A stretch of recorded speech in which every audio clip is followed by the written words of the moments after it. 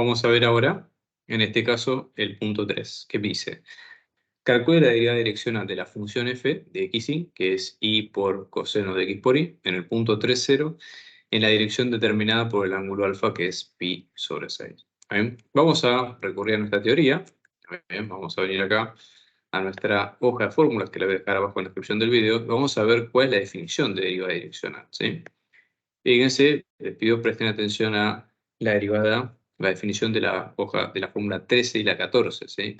La definición de derivada direccional básicamente se puede definir a través de un límite, ustedes ven acá, como todas las derivadas, por supuesto, ¿sí?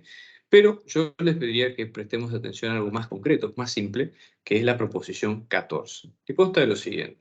Fíjense, si la función es diferencial en un punto, existe la derivada de la función en ese punto, en cualquier dirección, y básicamente simplemente se puede calcular como el gradiente de la función en ese punto por el vector. Donde el gradiente, por supuesto, son las derivadas direccionales, las derivadas parciales del problema, ¿sí? Y por otro lado, nosotros estamos hablando de que nuestro vector va a tener norma 1. Entonces son detalles que son importantes a la hora de definir nuestro tema, ¿está bien?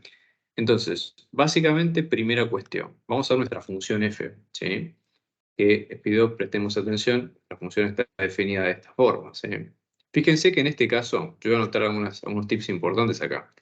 F básicamente tenemos una multiplicación de una función polinómica, como puede ser y a la cualquier potencia, no hay problema, por una función trigonométrica, donde no tenemos ninguna excepción rara, como ser división por cero, logaritmos de números negativos o raíces pares de números negativos. Entonces, ¿qué ocurre? La función polinómica, ¿sí?, por sí misma, y la trigonométrica no tienen ningún problema en ningún punto, son continuos en todo el dominio, en todo el plano de R. Y eso hace que, básicamente, f sea de clase C sub 2, ¿sí?, o C sub 1, ¿sí?, pero básicamente C sub n, para todo xy perteneciente a R2. Por lo tanto, f es diferenciable, ¿sí?, para todo xy perteneciente a R2. Y, por supuesto, para este punto que nosotros estamos calculando. Con lo cual, eso habilita que nosotros podamos hacer nuestro cálculo directamente con lo que pide la proposición 14. Es decir, simplemente lo que nosotros nos piden acá, que es hacer la derivada parcial de f respecto de b en el 3,0, simplemente es el gradiente de la función en el 3,0 por b, o sea que vamos a tener las derivadas parciales de la función en el 3,0 por el vector b. ¿Está bien? Ahora, la idea es, ¿cómo se define un vector unitario? ¿Sí? Bueno, primera cuestión, vamos con el plano, ¿sí? Vamos a poner acá, nuestra idea sería que si es un vector que tiene norma 1, tenemos que pensar lo siguiente, ¿sí? Si es un vector que tiene norma 1, nosotros lo que vamos a ver es que está puesto dentro de un círculo que tiene radio 1, ¿sí? O sea que básicamente vamos a tener que, tenemos el centro en 0, 0, ¿sí? Y cualquiera de las flechas que nosotros tomamos en cuenta va a estar dentro de 1, ¿sí? O sea, podemos dividir ángulo, por supuesto, puede tener distintas inclinaciones. Entonces, nuestro vector, vamos a suponer que lo ponemos de la siguiente forma, lo llamamos como AB, ¿sí? Hay varias opciones acá. Una opción sería decir, si la norma de 1 tiene que ser 1, de b tiene que ser 1, perdón, podemos decir, en este caso por Pitágoras, que a cuadrado, b cuadrado, raíz cuadrada me quede un 1, con lo cual podemos decir que a cuadrado más b cuadrado nos queda 1, por ejemplo, y está bien, es válido esto.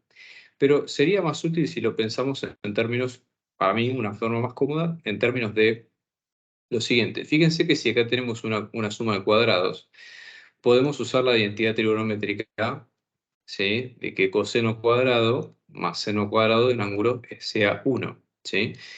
Y recuerden que acá podemos asignar justamente a ese ángulo, ¿sí?, al ángulo que nosotros generemos con el eje de la sección. O sea, estas dos son justamente identidades, son iguales, son idénticas para nuestro fin, para este problema en particular. Entonces, es útil, ¿por qué? Porque en este caso yo diría, bueno, si ambos términos son iguales, mi vector b lo puedo definir como el coseno de un ángulo y luego el seno de ese ángulo, ¿sí? Entonces es mucho más simple.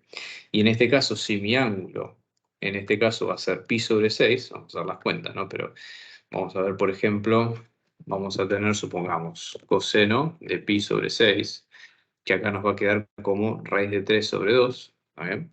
Entonces, por ejemplo, mi b me va a quedar como coseno de pi sobre 6, luego el otro que es seno de pi sobre 6, ¿sí? Y en este caso, cuando los defina, esto me va a quedar como raíz de 3 sobre 2. Y el otro, ¿sí? Cuando vayamos a la parte de seno, ¿sí? Vamos a tener que nos queda como un medio, ¿sí? Fíjense que este vector tiene norma 1, ¿está bien? Y básicamente cumple con lo que estás pidiendo, ¿sí? Entonces, básicamente esa sería la idea. Ya tenemos parte del problema resuelto. Así que, buenísimo en ese caso. Lo que faltaría ahora es la parte del gradiente. Entonces, sí o sí, acá tenemos que calcular las derivadas parciales de la función y reemplazarlas en el punto que corresponda. Entonces, vamos a venir acá, vamos a hacer las cuentas, ¿sí? Entonces, vamos a calcular, por ejemplo, ¿sí? Vamos a venir de acá, ¿sí? Vamos a calcular la derivada respecto de x, y que es una constante, la derivada de coseno que es menos seno de xy, y luego la derivada por la cadena, la derivada respecto de x que nos queda como y, ¿sí? Entonces, f sub x nos queda menos y cuadrado por seno de xy, y si ahora lo reemplazamos en 3, 0, vamos a tener que y va a ser 0 y que x va a ser 3. Entonces esto nos queda menos seno al cuadrado, menos 0 por cuadrado por seno de 0 por 3, que nos va a quedar con 0. ¿Vale? Hacemos lo mismo para la derivada respecto de y, que esto nos queda como, acá es una multiplicación, vamos a tener el primero derivado que es 1 por coseno de xy, ¿sí? Más y por la derivada de coseno que es menos seno de xy, todo esto por la derivada que esto nos queda en x, ¿sí? Y si ahora reemplazamos en 3, 0, vamos a tener 1 por coseno de 3 por 0, ¿sí? Más 0 por todo este término, al estar multiplicado por 0, digamos, anula la complejidad del problema, ¿no?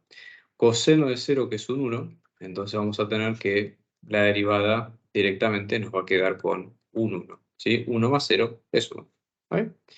Y ahora cuando reemplazamos los datos, ¿sí? Vamos a volver a nuestra ecuación original, que era esto, ¿sí? Vamos a venir acá. Esta es la ecuación con la que definimos el problema, ¿sí? Voy a citar el vector que usamos recién, que en este caso me queda el raíz de 3 medios y un medio, ¿sí? Que es el b, y luego tengo el vector gradiente, que en este caso me queda con 0, 1. Entonces voy a venir de este lado, ¿sí?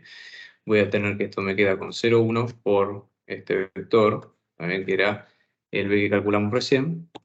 Simplemente hay que hacer la multiplicación, ¿sí? De cada uno, a multiplicar primer componente con primer componente, y luego tengo la segunda componente con la segunda, ¿está bien? O sea que esto me queda 0 por raíz de 3 sobre 2 más 1 por un medio, o sea que directamente me queda 1, ¿sí? Y esa sería la respuesta de este problema.